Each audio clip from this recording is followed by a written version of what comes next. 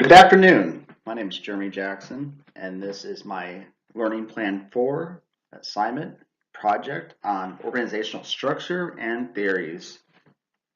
So basically, this is an overview of organizational systems, their uses, and how to apply them.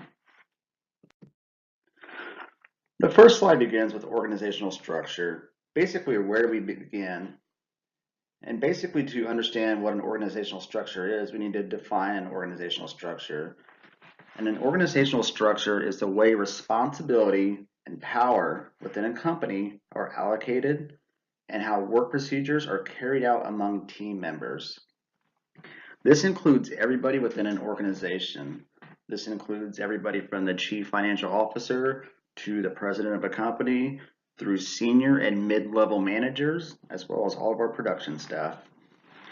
Organizations are based on teamwork, face-to-face interactions, learning, and innovation. This is what drives an organization. So during my research, I came across the McKinsey 7S model, and this is a great model for developing organizational structure. Basically, the McKinsey S model is a tool designed to analyze a company's organizational structure based on the 7 S's, which are critical to the success of a company. So what are the 7 S's? The 7 S's to McKinsey's model are strategy, structure, systems, shared values, style, staff, and of course skills.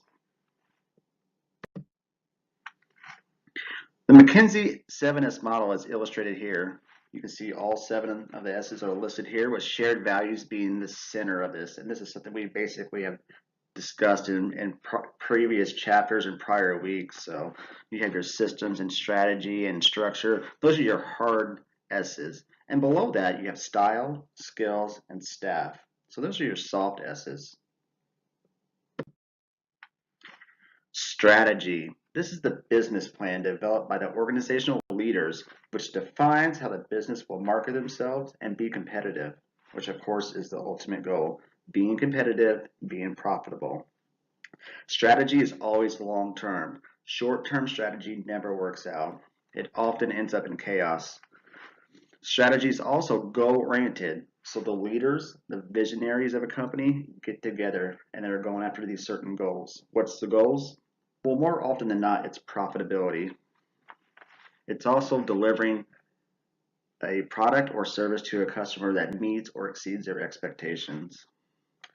Strategy is developed around missions and values. Most often you'll see companies have a mission statement defining what the company is and what their goals are. Strategy is supported by a leadership who has a strong vision. That's for short-term vision and long-term vision of the organization. Moving on to structure, this is basically how the business is organized. And if you've been a part of any business, you know there's always a certain element of structure to it. Some businesses have more than others. So businesses are typically segregated into different units or different departments. Sales, marketing, quality, production, human resources are just a few. This is often seen in a firm's organizational chart.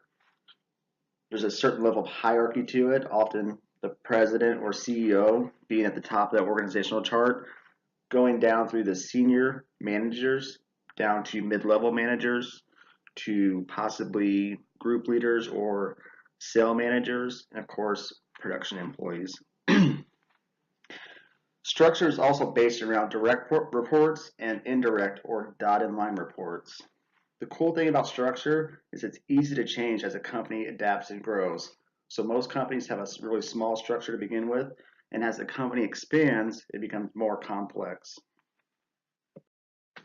Systems, the processes and procedures of the company. This is basically the meat and potatoes of the organization. All the things that are being done, all the work, this is where it's at. These are what facilitate the daily activities within an organization. Basically, it's how business is being done. Systems include ERP systems, MRP systems, quality management systems, inventory systems, IT systems, shipping systems, and so on. This is where management focuses a significant amount of their time. 80% of their time is focused on understanding the systems, documenting the systems, and trying to improve the systems. Next, we go on to skills, the skills of a company. This is the abilities of the employees within a company. Of course, those vary with tenure, with educational background, with training. All these things kind of contribute to the effectiveness of skills within an organization. This is the organization's capabilities and competencies. Basically, what are we good at as a company? Is it making pencils? Is it making widgets? Is it selling a service? What are we better at than other companies?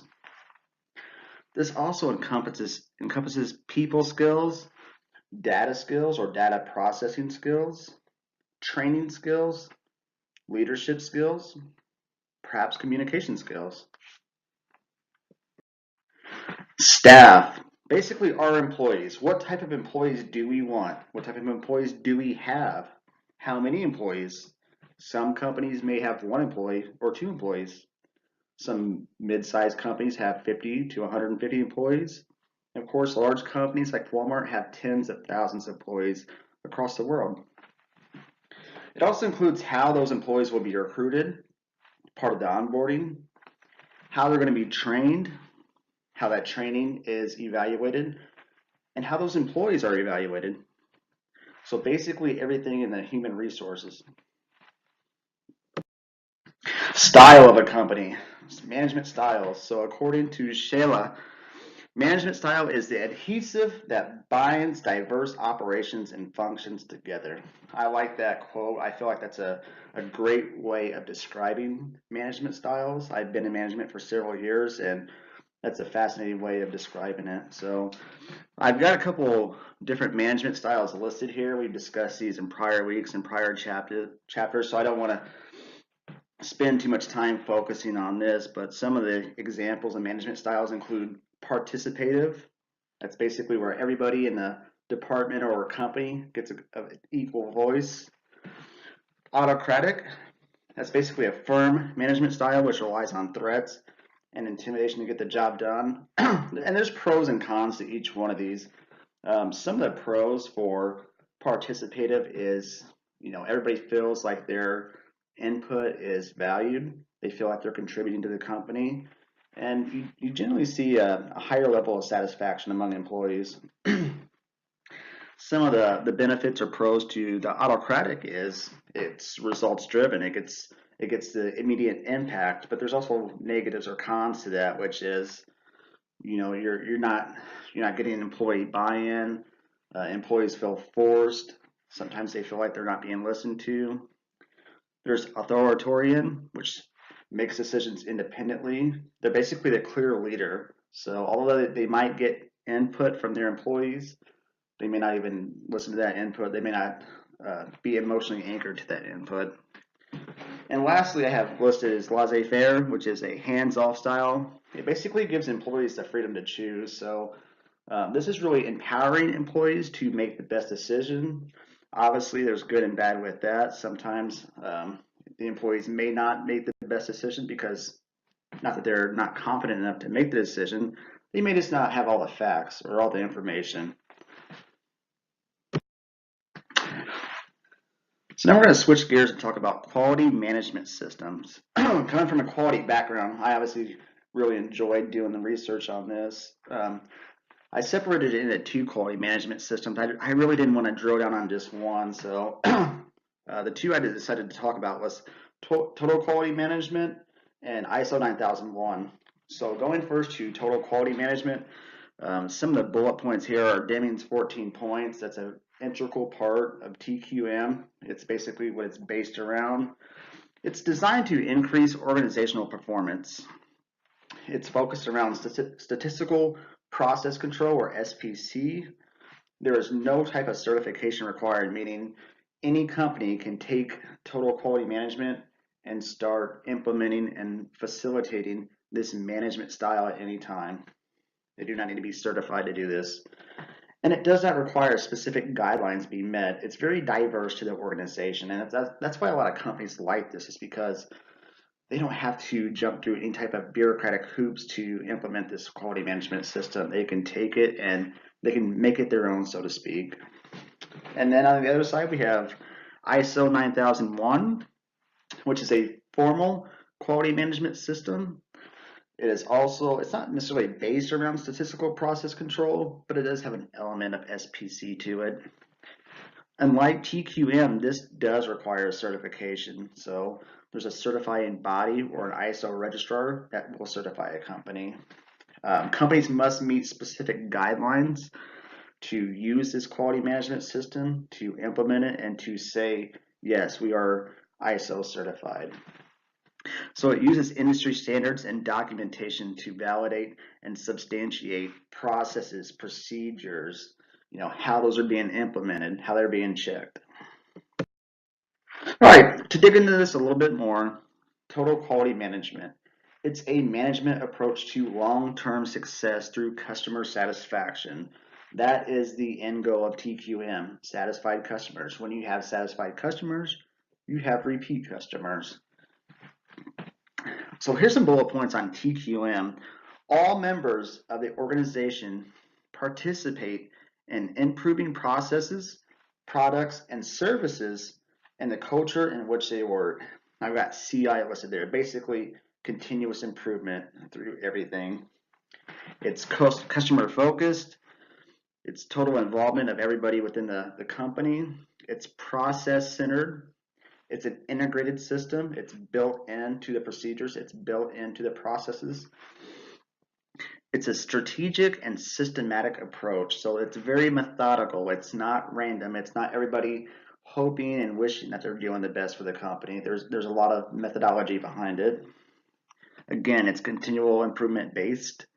It's also fact based, and it's based on decision making. So fact based decision making, and it relies on effective communication. Very good stuff. Switching over to ISO 9001 QMS. ISO 9001 is the International Standard for Quality Management Systems, or QMS, published by ISO. And ISO is the International Organization of Standardization. So basically, ISO 9001 is a quality management system with management responsibility, resource management, making sure we have everything where it needs to be. We have the buildings, we have the means of producing a product or service, product realization, measurement, analysis, and improvement. How many businesses are ISO certified? Well, according to this 2012 ISO survey, there are over 1 million businesses, 1.1 million businesses that are ISO certified that year. So basically, to summarize, organizations are structured in a means that make them profitable, competitive, and efficient, going back to the McKinsey S7S model. Organizations use structure, strategy, systems, skills, shared values, style, and staff as a means of structuring their business for success. There are several different management systems, including TQM and ISO 9001, from a quality management perspective. TQM is a customer-focused and involves all employees implementing a continual improvement mindset to better the processes and procedures. ISO 9001 is a quality management system, or QMS, which requires certification and a formalized means of documenting procedures and processes and verifying they are being implemented and adhered to. Thank you.